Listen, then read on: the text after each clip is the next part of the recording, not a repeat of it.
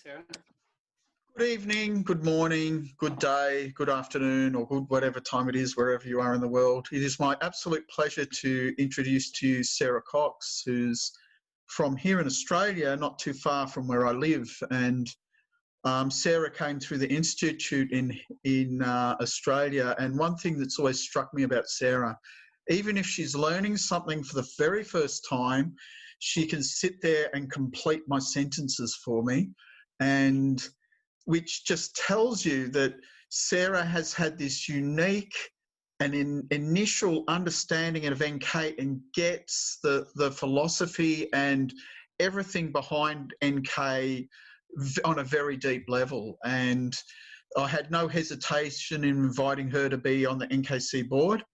And she's, even though she's running a really successful clinic there in Brisbane and that, so welcome, Sarah, and thank you, and good luck with your talk.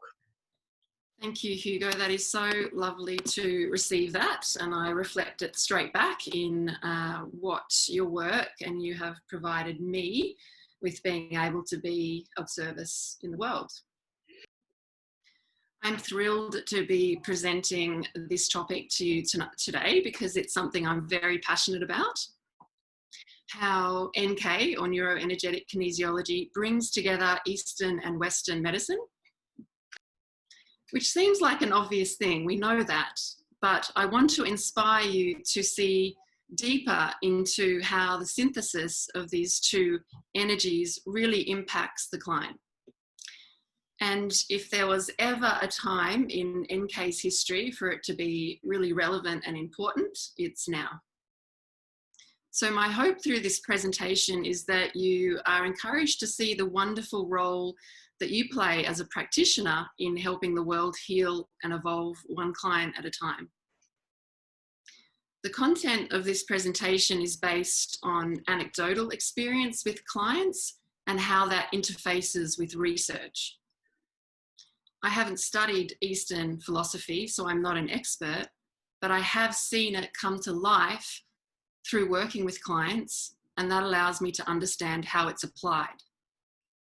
At the end of the presentation, I'll take you through a mini balance protocol for the nervous system, and then we can have questions if there are any. So let's begin. Here's the preface of what we're talking about tonight. We are all aware of the current global climate and how this provides an opportunity for us to grow and evolve. We're being asked to upgrade collectively and individually, even genetically. And how this impacts us individually is very different. It depends on our background, our experiences, our trauma, and our capacity. We are accessing fear and stress more frequently with greater amount of stimulus. We now have a nervous system that's wired for complex processing of emotions in a more conscious way. Even 20 years ago, we didn't use the language like we do now to talk about nervous system dysfunction. But today we understand anxiety, we understand trauma, we understand how stress manifests. Yet these are states of survival governed by our autonomic nervous system and cannot be controlled by our mind. So with what is happening right now, we are feeling the urge to evolve, whether that's conscious or not. But this urge and desire can only be matched by the capabilities of our nervous system. So we are seeing clients who know and are aware and can explain their situation, their feelings, but they are unable to change. They have worked on their chassis or the body, but they don't have the engine to take them forward. And this is where NK can act as that bridge. So let me fill you in on how this landed for me and why I'm here talking about it. 1 year ago, in July 2019, I traveled to the Sacred Valley in Peru. I visited a sacred site called Naupa Iglesias, and this is a portal that predates Incan time.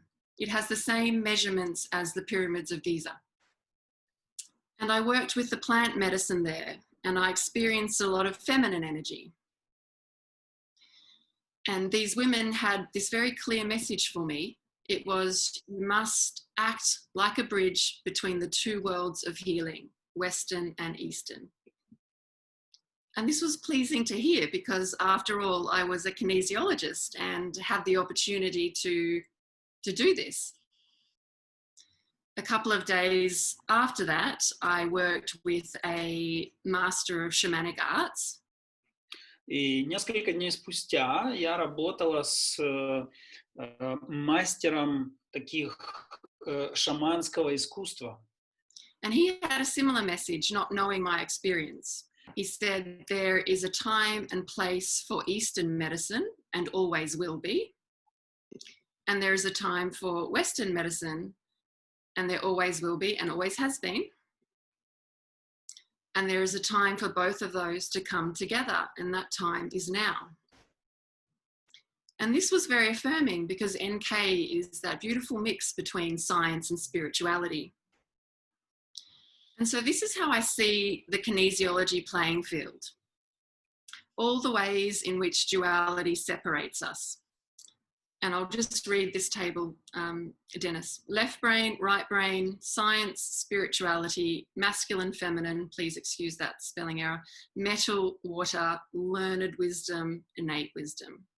And as a practitioner, we want to be bringing our clients towards this yellow line, wholeness, harmony, away from the need to label or categorize, to sit right here on the middle of the seesaw, where it's peaceful and stable and where the perspective is clear.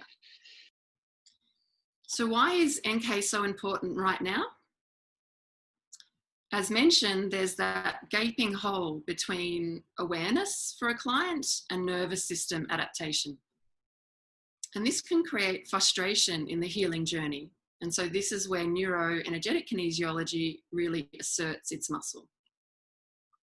And so we have the Western science model, which is formed around the autonomic nervous system, and the Eastern philosophy, which speaks of the central channel, Sushumna. But it's the same thing. We just had modern science with that masculine energy need to describe it in a more rational way. When working with NK, we have a common language for both. We can format science using acupressure points and hand mudras. That's magic, you know, science gets its moment in time, but the Eastern philosophies, the ancient, get their input too. And that feels like a beautiful balance again between the masculine and feminine energies.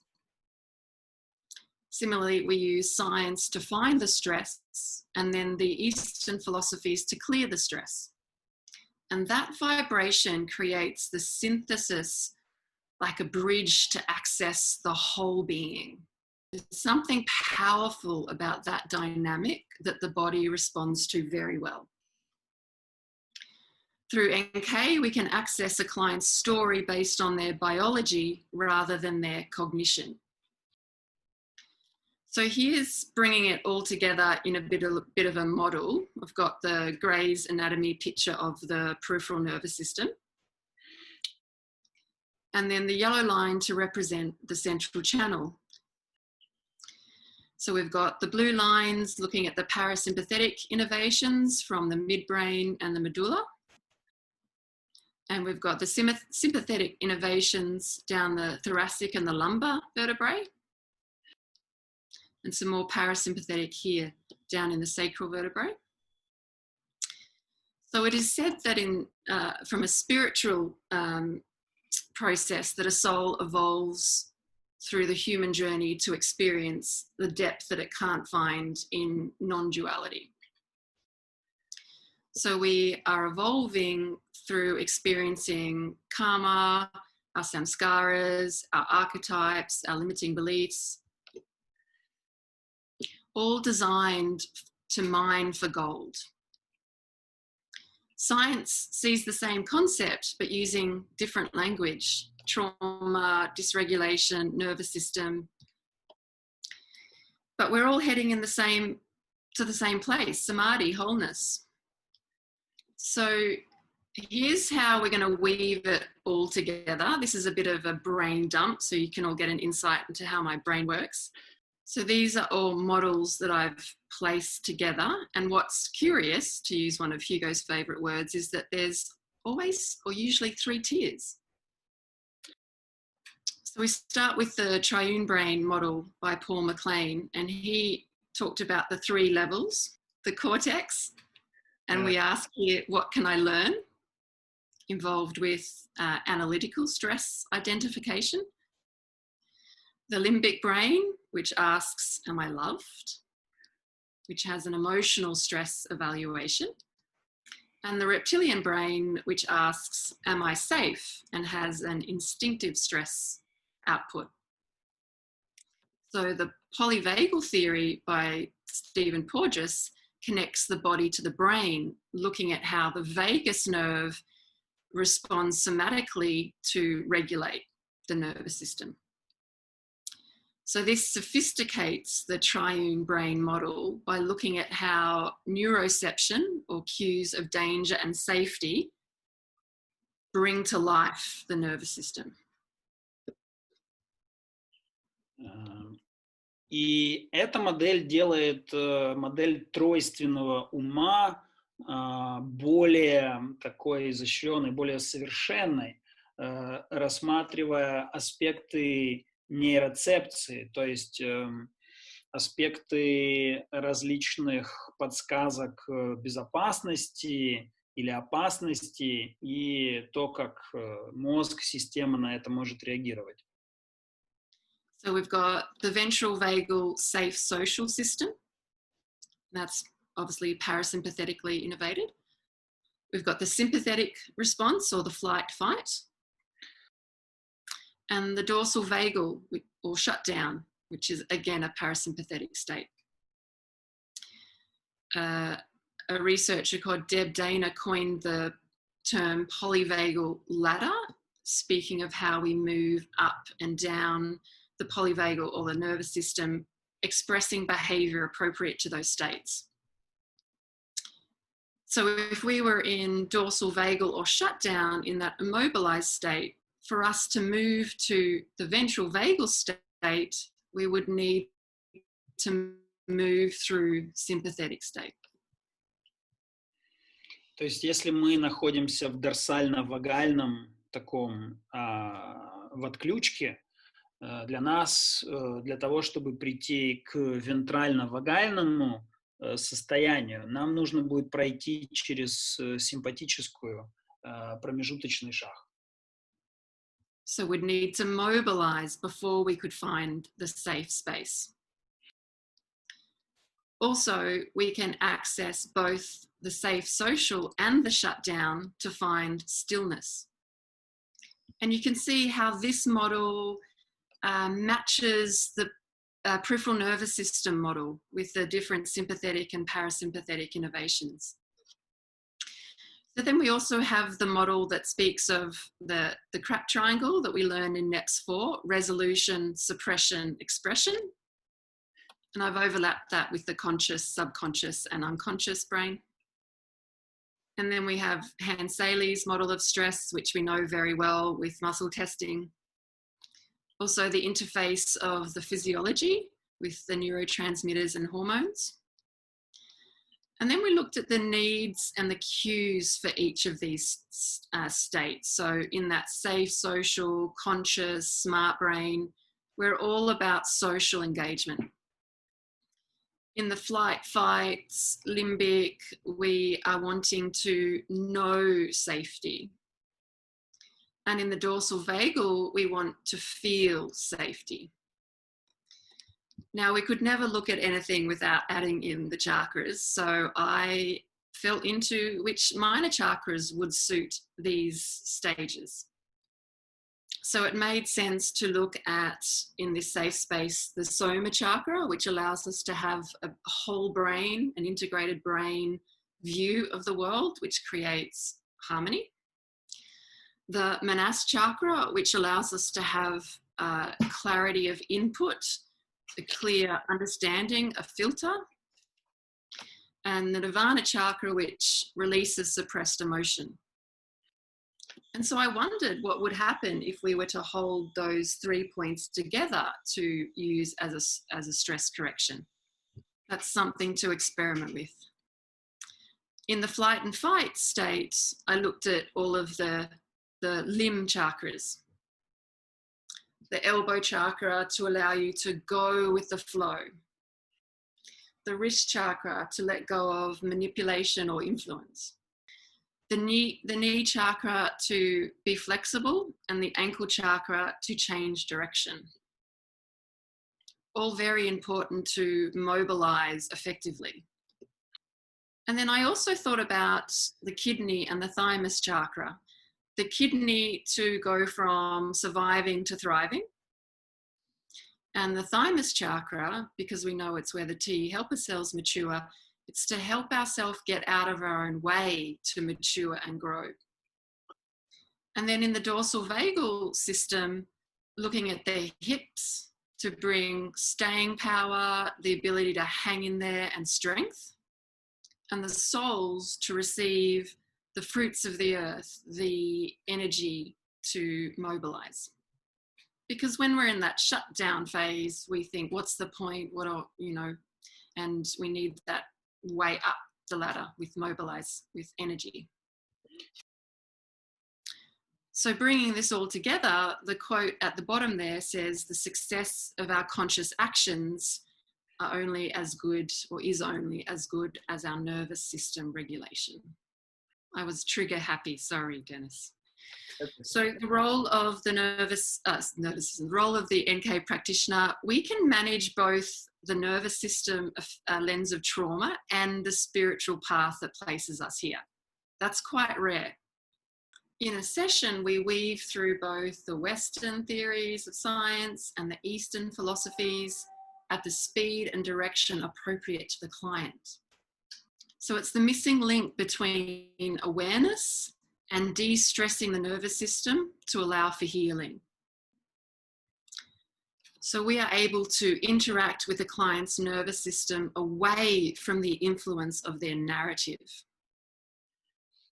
guiding our clients to become an effective operator of their own nervous system. And then we can become redundant. So talk therapy deals with the story,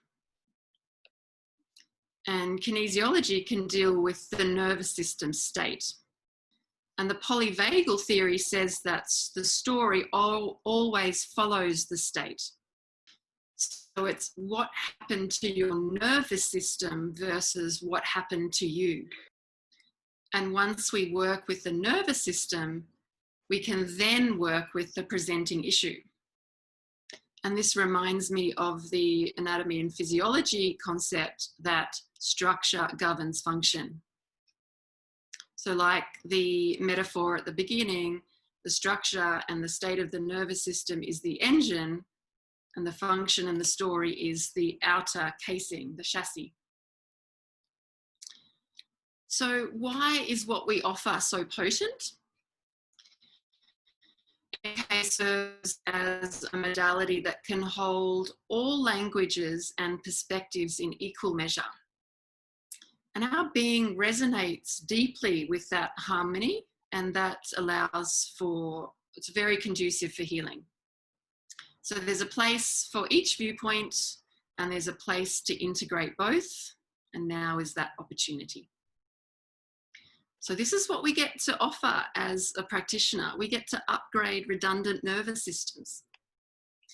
This current energy is asking us to move forward, but the old nervous system will not be allowed through those new doors. So NK becomes a wonderful ally in the process of upgrading nervous systems.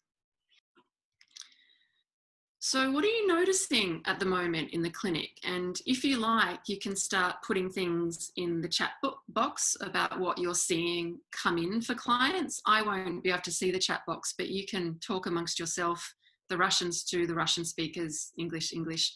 But feel free to put in the chat box what you are noticing in the clinic with your clients. So I'm noticing a lot of old stuff coming up and being expressed. So clients might come with an exacerbation of old symptoms. And these were last expressed during a stressful experience. And the current trauma is mirroring that. I'm seeing a lot of gut dysbiosis, particularly histamine intolerance, increased inflammation in the skin, the gut, the joints, dorsal dysregulation, shutdown, what's the point, no energy. And the opposite too, a lot of people ready to face their shadows and awaken and do the work, a lot of clearing old trauma by pulling them out of that shutdown through the mobilizing, so getting back into their body, things that bring the energy, the blood flow back to move up the ladder. And a lot of water energy too, whether that be stress in water or needing water corrections. And that makes sense because we seem to be moving from this metal to water, from this masculine to feminine. The metal energy can only take us so far with its rationality and needing evidence and objectivity. And to move forward, we want to access and strengthen that water energy through our intuition, our spiritual discernment, our flow. So metal to water, science to spirituality, masculine to feminine, it makes sense that the harmony is requiring a modality that can work with both. I'm also seeing a lot of earth energy wanting to come in.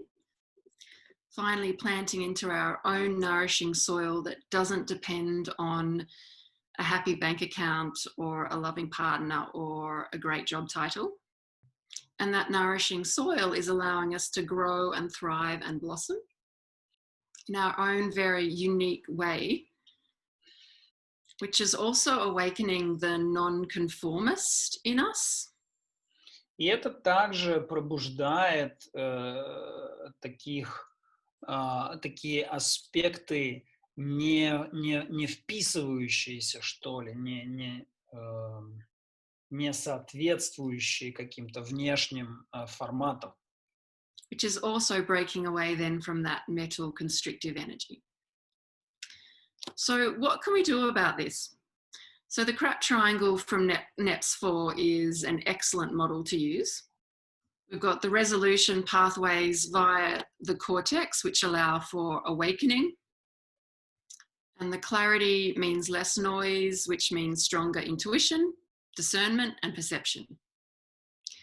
The suppression pathway, which allows us to clear conditioning and narratives and the way we've had to appease society.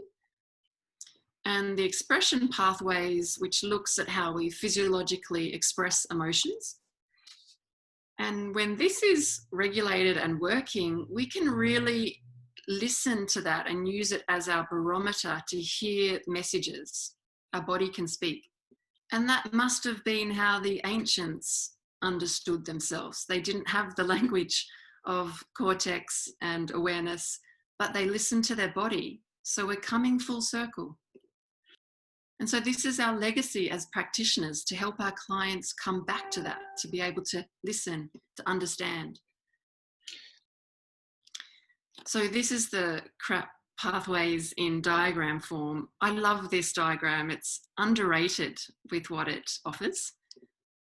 I won't spend as much time as I'd like to talking through this pathway, but you can see how awakening in the conscious brain limits the suppressed emotion and stories. You can see how a functioning cortex and conscious brain can make sense of the limbic stories. And you can see how when we're stuck in our limbic stories, our storyteller brain, we can't see clearly. Because we want to talk about the mini balance protocol that we can offer as a help to upgrade the nervous system. So we look at the 3 tiers of the brain,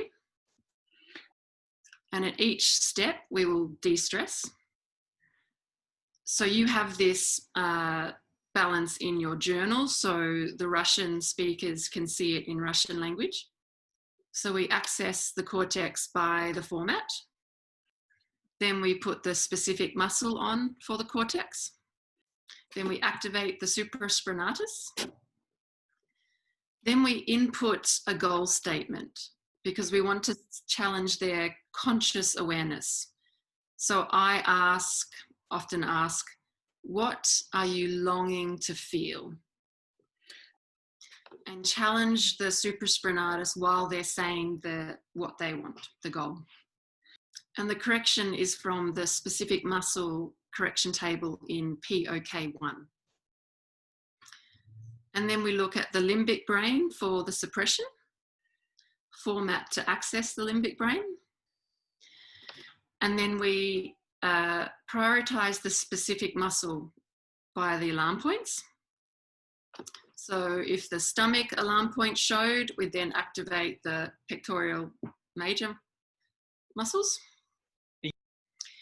And then we'd look at the meridian emotions for the stomach and find the priority emotion, because this will be an ancient emotion from a long time ago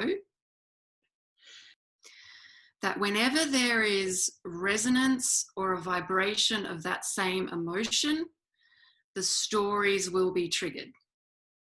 For example, if the emotion was criticism in the stomach, they would have been criticized by a parent, and then when they feel criticized at work or at home, it will trigger the stories of I'm not good enough, or etc.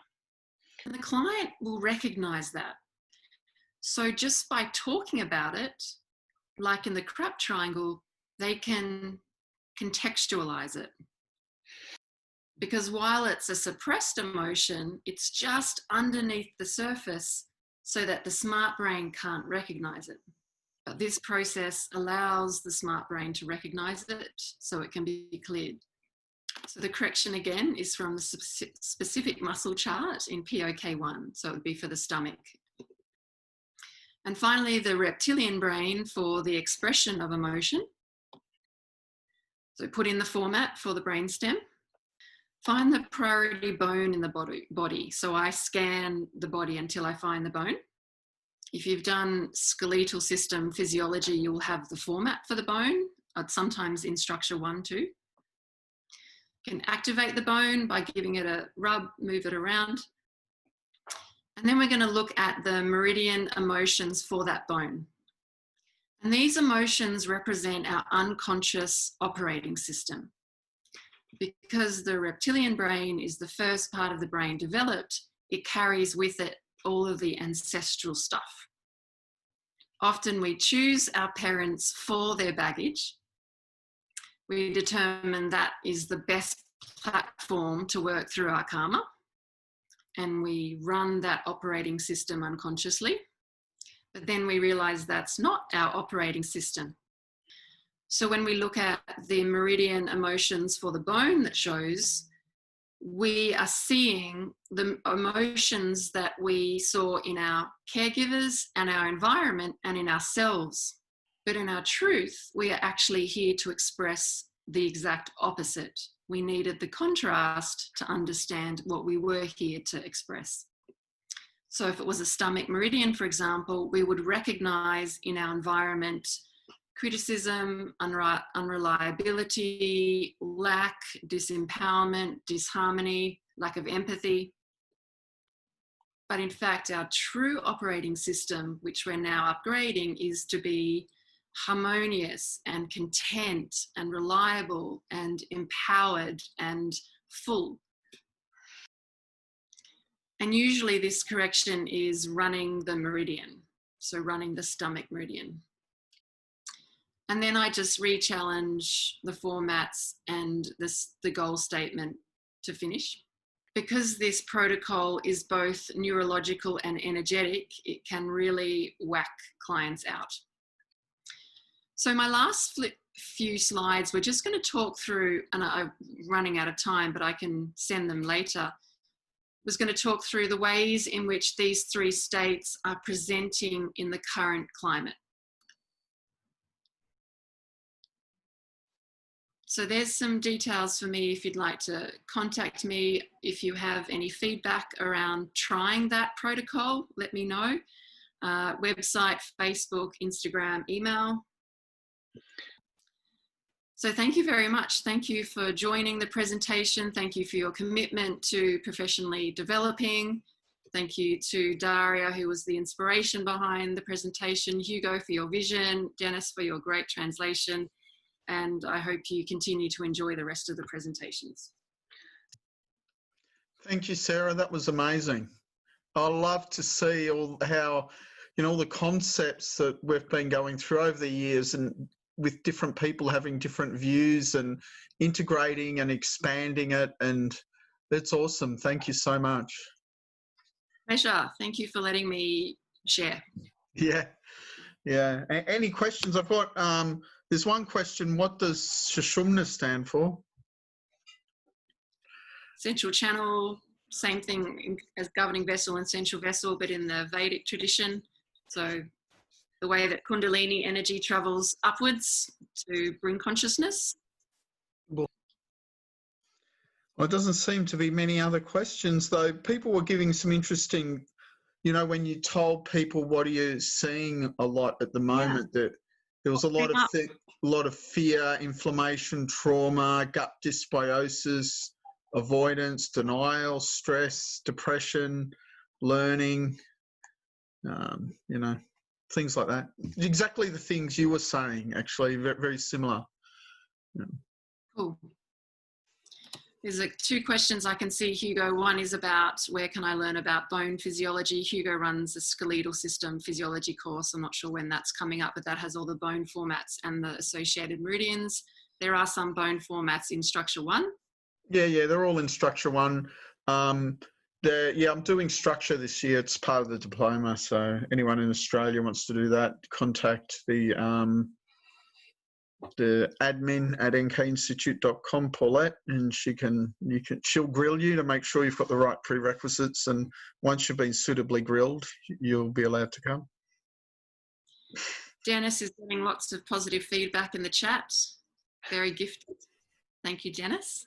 And Renee was asking about the Soma chakra.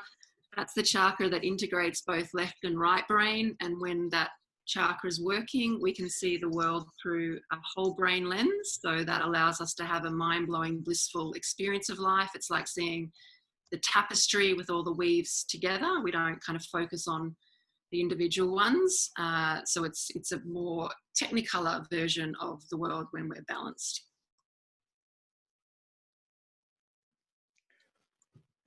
All right. Well, it's just about time, so I'll stop the recording and thank you. I think we've got the